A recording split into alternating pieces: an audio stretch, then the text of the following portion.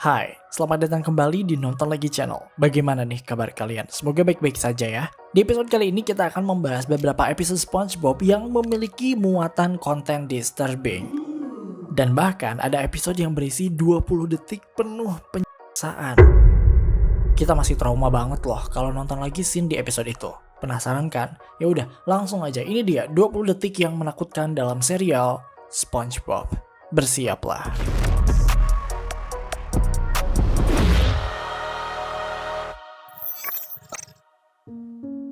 Sebagai fans dari SpongeBob, kalian pasti menyadari ya bahwa cerita-cerita yang ada dalam serial SpongeBob gak semuanya lucu. Ada beberapa episode yang entah niat apa enggak, si kreatornya tuh kayak menyelipkan cerita-cerita dan muatan konten yang menurut kita cukup disturbing. Bagi anak-anak mungkin ini hanya komedi belaka, tapi bagi kalian, para penonton dewasa, wajib waspada deh. Karena episode-episode yang akan kita bahas ini cukup mengganggu alias disturbing untuk ditonton. Ada yang memperlihatkan scene paling mengerikan, ada juga episode yang secara tersirat mempromosikan alat untuk berhubungan seksual. What? Kira-kira episode apa saja? Oke, langsung aja ke videonya. Episode House Fancy menjadi salah satu episode paling terkenal dari semua episode SpongeBob yang telah tayang. Masuk ke dalam season 6, episode ini memang memiliki style animasi yang berbeda dibanding season-season awal. Diceritakan, Squidward sedang menikmati akhir pekannya dengan menonton acara kesayangannya yaitu House Fancy. Dalam acara itu, pembawa acara yaitu Nick akan mengajak penonton untuk berjalan-jalan ke rumah narasumber untuk diperlihatkan isi rumahnya yang mewah. Niatnya untuk menambah mood, tapi Squidward malah bad mood karena yang ia tonton adalah episode di mana Squilliam, musuh bebuyutannya, menjadi bintang tamu. Selama episode ini berjalan, Squidward melihat kekayaan dan kemewahan rumah yang dimiliki oleh Squilliam. Bahkan beberapa kali Squilliam menyindir Squidward lewat televisi. Melihat itu, Squidward terpancing emosinya, hingga akhirnya dia menelpon Nick, si pembawa acara, dengan mengatakan bahwa rumahnya jauh lebih mewah dibanding rumah yang dimiliki oleh Squilliam. Yang awalnya Squidward merasa bangga, kini berubah menjadi panik karena tim acara itu akan datang dalam waktu 2 jam lagi. Sementara rumahnya emang gak serapi dan sebagus milik Squilliam. Di sisi lain, dia juga menemukan lubang di dinding yang setiap dia tutup malah menambah masalah yang baru. Hingga pada akhirnya SpongeBob datang untuk memberi bantuan. Dan disinilah 20 detik paling menakutkan itu terjadi. Seperti yang dikatakan oleh SpongeBob sendiri, pada saat itu dia sedang meminjamkan otaknya pada Patrick, alias gila banget tuh SpongeBob. Alright, first I want to give you something so simple, a person without a brain could even get it done right. Oh, that's good, because I lent my brain to Patrick for the weekend. Dan karena otaknya emang lagi nggak dipakai, ya SpongeBob bertingkah layaknya SpongeBob. Tapi dia mah emang ada otak atau enggak juga sama aja sih ya. Bukannya membantu Squidward, SpongeBob di sini malah bikin susah. Dan lebih parahnya, bikin celaka. Terjadi miskomunikasi hingga SpongeBob yang berusaha maksimal untuk membantu, namun hasilnya dia malah mengacaukan semuanya. Lalu kita melihat 20 detik paling menyiksa itu di sini. Saat Squidward dan SpongeBob bekerja sama untuk memindahkan sofa, SpongeBob malah membuat Squidward celaka. Sejak kita tahu bahwa otaknya memang sedang dipinjam oleh Patrick, di sini SpongeBob sama sekali tidak mengikuti instruksi dari Squidward. Alhasil, kita menyaksikan scene disturbing ini. Bagian kaki sofa tersebut yang merupakan kayu mendarat tepat di kuku kakinya Squidward. Ketimpa aja udah sakit, ini malah kegesek ke sana kemari sampai kuku Squidward tuh copot. Sumpah, ini 20 detik yang sangat traumatis sih. Kita kalau nonton scene ini ngilunya tuh bener-bener ngilu banget ya, karena entah kenapa tim kreator SpongeBob memilih untuk memperlihatkan scene ini dengan begitu jelas. Apalagi saat kuku itu copot, kita bisa melihat ada bagian daging yang terbawa oleh kuku itu. Seolah tidak puas dengan kengerian yang telah diberikan, tim kreatornya kembali menyiksa penonton dengan scene di mana kaki si sofa tersebut kembali menancap di area kuku kaki Squidward yang kukunya tuh emang udah lepas. Walaupun ini hanya tayangan di TV, tapi kita semua pasti bisa merasakan sakitnya jika hal itu benar-benar terjadi. Dan BTW, gue yang nulis naskah dan VO-in video ini juga pernah operasi kuku kaki karena emang kukunya tuh kena standar motor. Dan saat operasi, walaupun udah dibius, dikasih alkohol, itu masih kerasa banget gimana rasanya kuku dicopot secara paksa. Sakit banget, kayak jiwa raga kita ikut kecabut. Waktu itu gue malah dimarahin perawatnya karena teriak-teriak terus. Ya abisnya sakit banget. Definisi sakit yang sakit banget. Apalagi ini Squidward ya, tanpa obat bius atau alkohol, langsung kejabut sama dagingnya langsung. Dan seolah belum puas, tim kreatornya juga menambahkan detail lainnya, yaitu Squidward yang terpeleset oleh daging dan kukunya sendiri yang lepas. Ini lama-lama mirip Evil Dead ya kisah-kisahnya. Gimana? Apakah kalian masih trauma dengan scene 20 detik ini? Kita sih jujur masih takut dan trauma banget sih.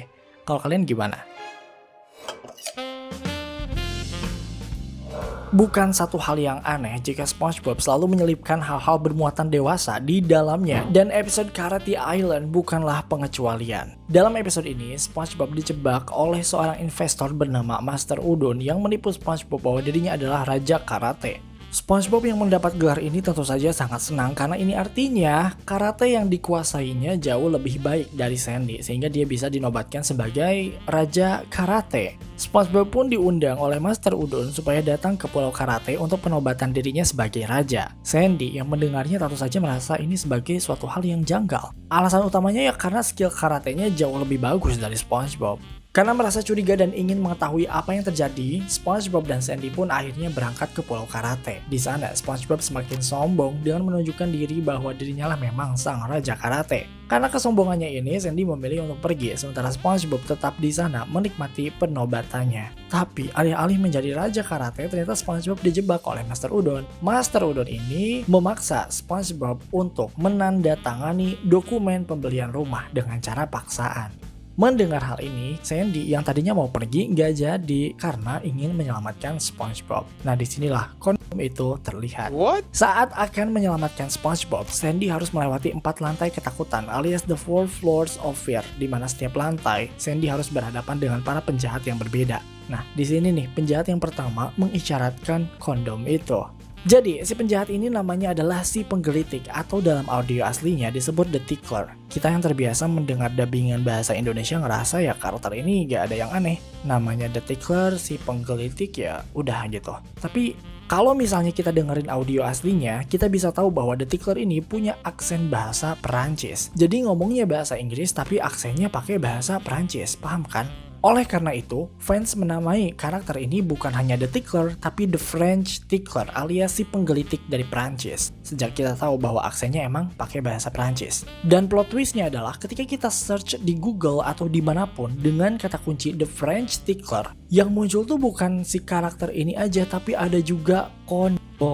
Jadi guys, The French Tickler itu adalah salah satu jenis kondom yang ditemukan pada tahun 1960-an. Kondom ini emang bukan dari Prancis ya, tapi emang masyarakat Eropa pada saat itu melihat orang Prancis lebih bebas dalam berhubungan seksual. Makanya kondom ini merujuk pada kegiatan seksual yang terinspirasi dari orang-orang Prancis. Dan sesuai dengan apa yang ditampilkan dalam SpongeBob, kondom ini memang memiliki sensasi menggelitik sejak kita tahu bahwa kondom ini memiliki bagian atau gerigi khusus untuk menstimulus saat berhubungan.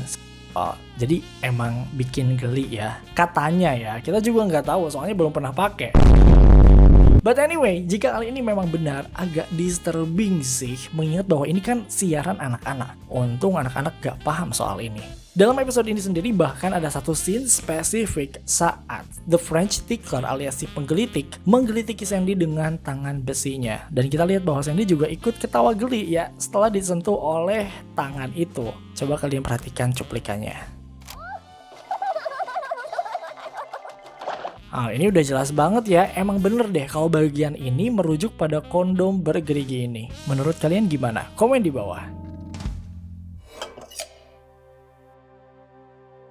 Squidward memang ditakdirkan hanya untuk menderita, dan tim kreator dari serial SpongeBob benar-benar menyadari akan hal ini. Dalam keseluruhan episode, hanya sedikit momen Squidward yang benar-benar mendapatkan kebahagiaan. Permasalahan kebahagiaan dalam diri Squidward ini pun akhirnya bisa dijadikan salah satu ide cerita dalam episode Are You Happy Now? Episode ini meng-highlight bagaimana usaha SpongeBob untuk membuat Squidward bahagia. Berawal dari SpongeBob yang melihat The Krusty Krab Work Schedule yang menampilkan banyak memori-memori indah. Hal ini tentu saja men-trigger SpongeBob untuk menanyakan pada Squidward apakah dia memiliki kenangan yang bahagia. Dan kita melihat scene ini, di mana Squidward ternyata tidak memiliki satupun kenangan bahagia dalam hidupnya. Dari sinilah terbitlah misi SpongeBob untuk menciptakan kenangan bahagia untuk selalu diingat oleh Squidward. Tapi ternyata bikin Squidward bahagia tuh nggak gampang, soalnya semesta emang nggak mau bikin dia bahagia. Berulang kali SpongeBob membawa Squidward ke tempat-tempat favoritnya, malah berujung dengan kesialan. Pas datang ke konser musik, pemain biolanya malah nggak sengaja nyolok matanya Squidward pakai alat gesek biolanya. Apa itu namanya? Ya pokoknya itulah. Nah di sini nggak jadi bikin memori yang bahagia. SpongeBob kemudian membawanya ke museum. Di sana, Squidward sebenarnya menemukan sebuah karya patung yang sangat dia puja, namun seorang kritikus datang dan membakar patung itu hingga tak tersisa. Akhirnya tidak ada kenangan indah lagi. Hingga kemudian SpongeBob membawanya naik balon udara. Dan di sini juga Squidward tidak suka karena ternyata dia takut ketinggian dan bahkan saat turun mereka malah terdampar di gunung Bikini Bottom. Lagi-lagi tidak ada memori bahagia yang tercipta.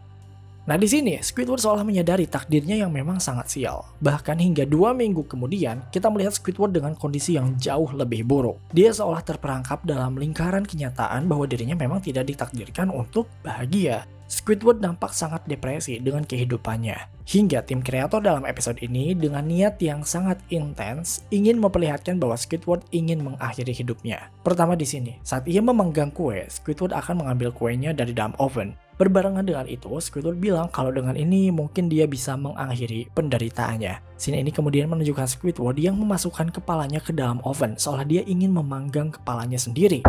Shot ini kemudian diperlebar hingga akhirnya kita menyadari bahwa ternyata Squidward hanya ingin mengambil kue yang sedang dia panggang.